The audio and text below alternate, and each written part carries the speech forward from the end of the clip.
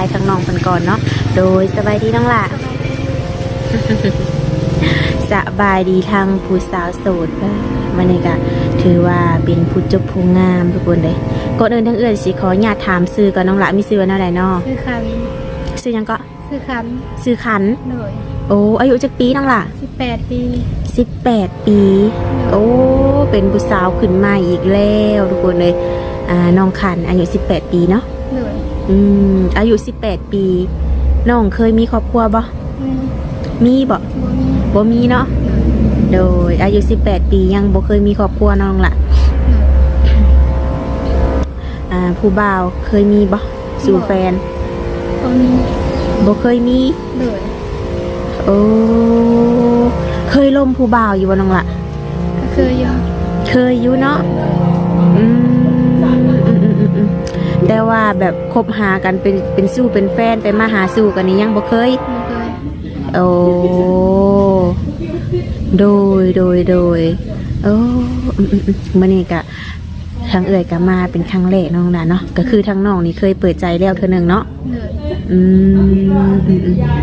เป็นอะไรจ้ะน้องล่ะคนโอบคนดมน้องมีอยู่ปะบ่มีตอนนี้บ่มีสักคนเลยบ่เลยโอ้บ่ว่าน้องล่ะน้องก็เป็นผู้จบผู้งามได้นี่นะ เดี๋ยวทางสิขออนุญาตถามแบบนี้น้องน่ะเนาะน้องนี่นะยังบ่เคยผ่านการแต่งงานเนาะและน้องมักผู้บ่าวรุ่น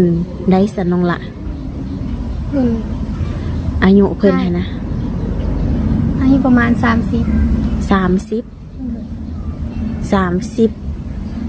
ฮอดใส่น้องล่ะมีจำกัดบ่สำไรก็ลมได้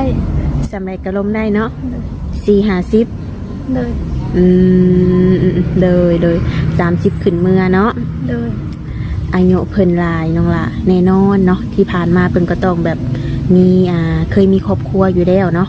และทั้งน้องนี่สิติเพิ่นบ่แบบพอห่างพอหมายแบบนี้หั่นนะบ่ติเนาะโอลมได้เนาะน้องล่ะพอห่างพอหมายลูก1ลูก2ลูก3ได้บ่ได้แท้บ่แท้ โดยทั้งน้องมีสเปคตายตัวบ่มักผู้ชายแบบใดแต่งตัวสุภาพโดยแต่งตัวสุภาพหน้าตาเพิ่นได้น้องล่ะรอแนวใดก็เอาบ่ถือว่ามักผู้ชายแต่งตัวสุภาพเนาะแต่ว่าหน้าตาเพิ่นนี่บ่จำกัดเนาะบ่ว่าสิรอหรือว่าพอดีพองามก็ได้เบิดเนาะมักคนสูงคนต่ำน้องล่ะคนสูงกว่าเนาะและสีผิวเพิ่นได้น้องล่ะมักคนแบบผิวขาวผิวดำหรือว่าผิว2 สี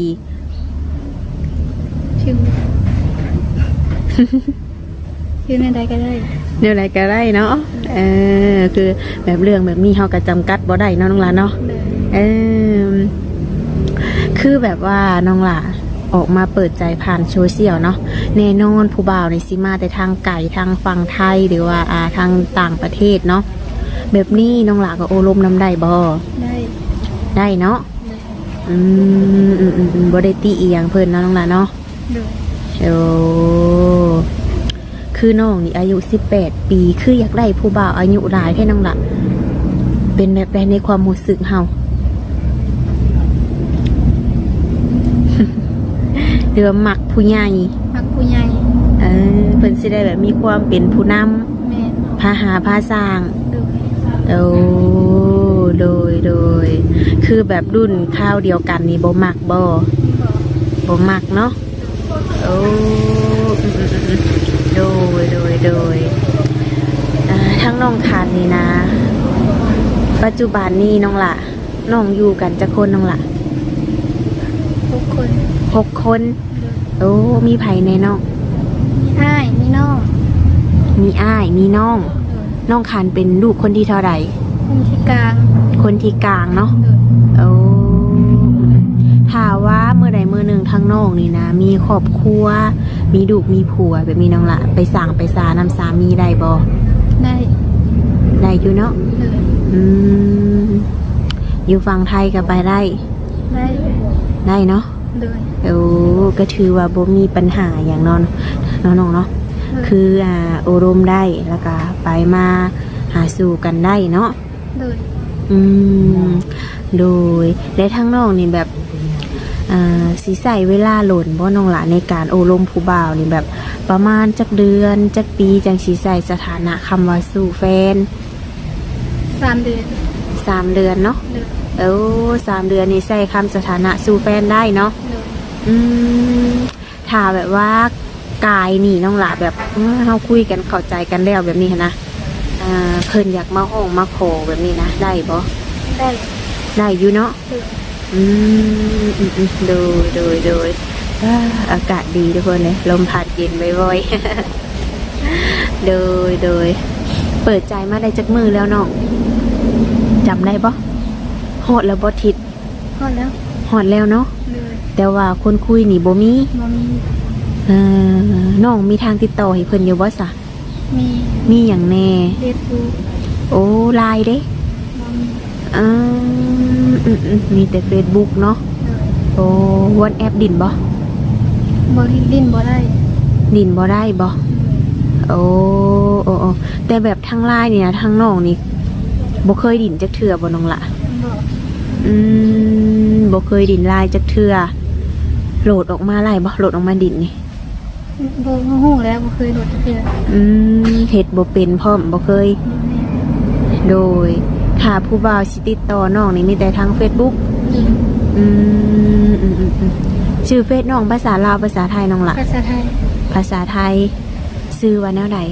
นางการทอง นางขันทอง โดย โอ้โดยทุกคนนี่ก็เป็นสื่อเฟซน้องเนาะนางคันทองเพิ่นว่าสามารถค้นหานั้นเจอได้เนาะทุกคนเนาะ ทักทายเขามาทำข้อมูลจากกันเบิ่งเนาะน้องหลานเนาะ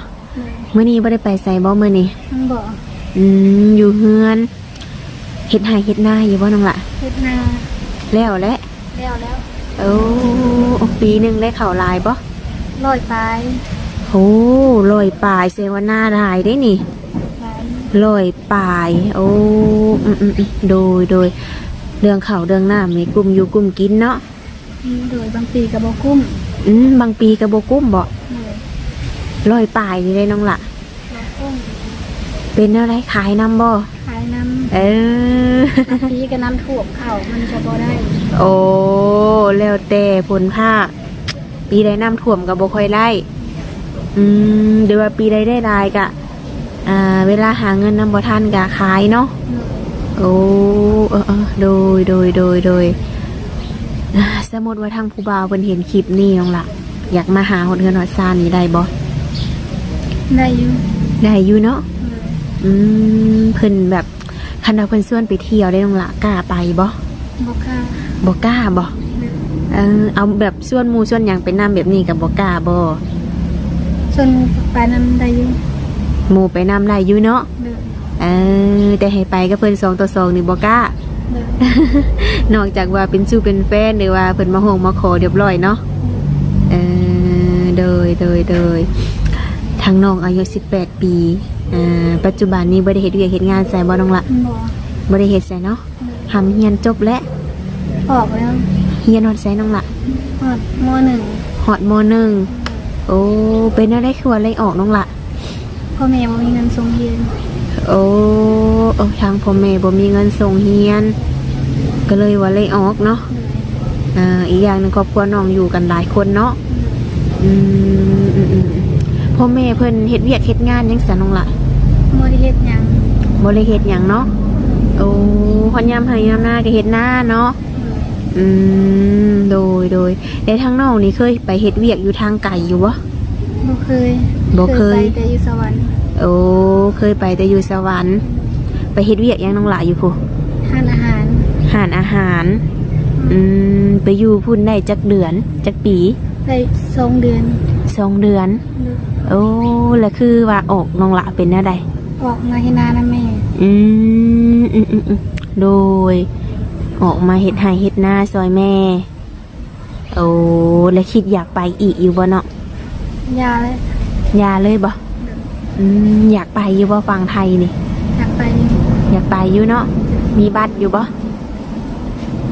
บ่มี ยังบ่มีโอ้ถามว่าไปนี้ต้องได้เฮ็ดบัตรก่อนได้น้องเหรอได้ในใจนี่แบบถ้ามีผู้บ่าวหรือว่านุ่มๆนี่เพิ่นชวนไปบ่ ไป ไปเนาะ เดิน ไปเฮ็ดเวียกเฮ็ดงานเนาะหรือว่าเพิ่นหางานให้เฮาบ่เนาะ เดิน ในทางน้องหลาซึมทางน้องนี่มีความฝันเป็นของตัวเองบ่ มี แนวใดนี่ อยากได้เฮือนอยากได้รถ โอ้อยากได้เฮือนอยากได้รถเป็นของตัวเอง เดิน อืมโดยปัจจุบันนี้ก็ยังอยู่น้ำพ่อน้ำแม่เนาะ เดิน โอ้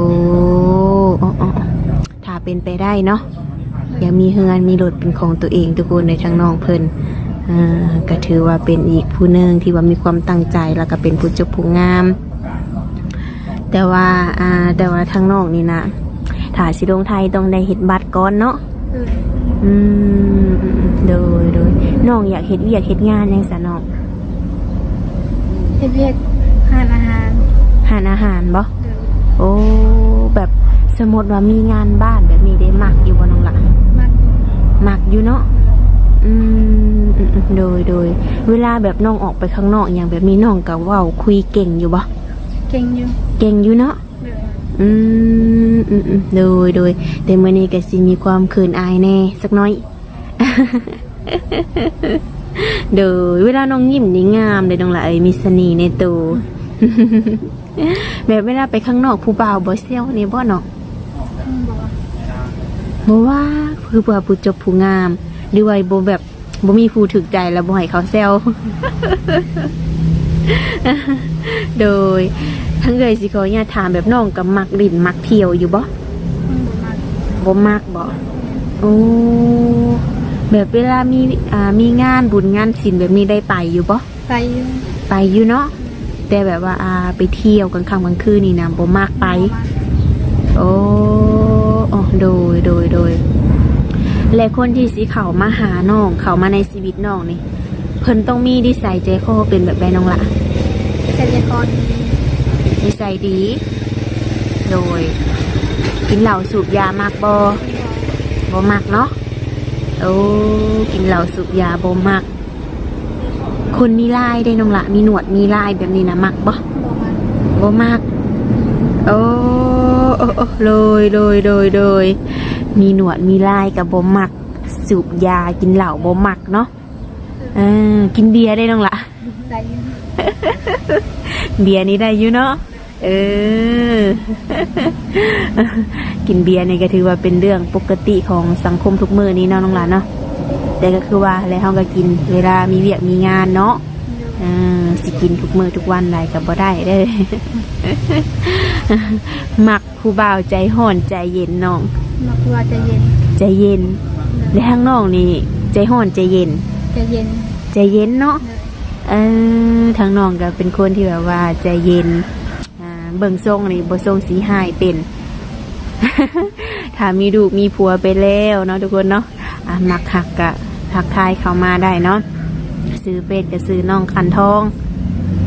นางคันทอง นางขันทองสิซื้อบ่ เดิน นางขันทองเพิ่นว่าทุกคนได้ซื้อเฟซเพิ่นเสียดายแต่ว่าบ่มีไลน์น้องหล่ะเนาะเพราะว่า FC เอื้อยนี่นะส่วนใหญ่เพิ่นสิดินแต่ทางไลน์แล้วก็ส่วนใหญ่เพิ่นนี่นะสิเป็นหนุ่มสูงวัยน้องหล่ะ60แบบนี้ค่ะนะน้องกาสีลมน้ำได้บ่ ได้ เนาะเพิ่นอายุได้เพิ่นก็หักจริงวางแต่งได้น้องหล่ะเอ้ยในการโอลมกันนี่กับบ่อยากใส่เวลาหล่นแบบนี้หั่นนะ3-4 เดือนแบบนี้นะอยากมาโคมาแต่งเลยแบบนี้ทางเจ้าสิโอเคบ่ เฮ โอเคเนาะแบบทั้งพ่อทั้งแม่เจ้าบ่ได้ห้ามบ่ได้หยังบ่น้องล่ะ บริห้าม ตามใจ ใครจะมักน้ โอ้ลูกมักไผ่ก็มักน้ ำเดิน ำตามใจลูกสาว โดยทุกคนเลยก็ถือว่ามาหาเป็นครั้งแรกทั้งน้องคันทองเพิ่นเป็นผู้สาวขึ้นใหม่ทุกคนได้มาคักก็สนใจทักติดต่อมาเนาะทางหลังไม้ทุกคนเลยคันว่าภัยที่ว่าหาเฟซน้องเพิ่นบ่เจอ เพราะว่าซื้อเฟซนี่นะมันสิคือกันเนาะน้องหลานเนาะ เลย บ่ฮู้ว่าอันใดเป็นอันใดก็ทักทายหลังไมค์ทักทายไลน์เข้ามาได้ทุกคนเลยทางสาวละน้อยก็สิได้ส่งให้เนาะทางติดต่อของน้องเพิ่นลองมาทำความรู้จักกันเบิ่งเนาะน้องเนาะ เลย มักบ่ฮักมักหรือบ่มักกะค่อยว่ากันเนาะ เลย เดี๋ยวกินข้าวเที่ยงแล้วมื้อนี้ กินแล้ว ได้ยังกินมื้อนี้ เพียงซี่ ปิ้งซีนโอ้ซื้อบ่ เลย โดยอยู่เฮือนกับไผน้องหลาตอนนี้คือเงียบแท้น้องหลา อยู่กับน้อง อยู่กับน้องโอ้ทั้งเฒ่าพ่อเฒ่าแม่เด้ ไปเฮ็ดเวียกนะ โอ้ไปเวียกเพิ่นแล้วโดย ทางเอื่อยก็ถือว่าบ่มีหยังหลายน้องหลานน้องมื้อนี้เนาะก็มาเปิดใจให้น้องตามหาเนื้อคู่ อยากมีคนโอคนลมอยากมีผู้บ่าวเพิ่นว่าถ้าเจอคนที่มักฮักก็พร้อมสั่งครอบครัวเนาะ เล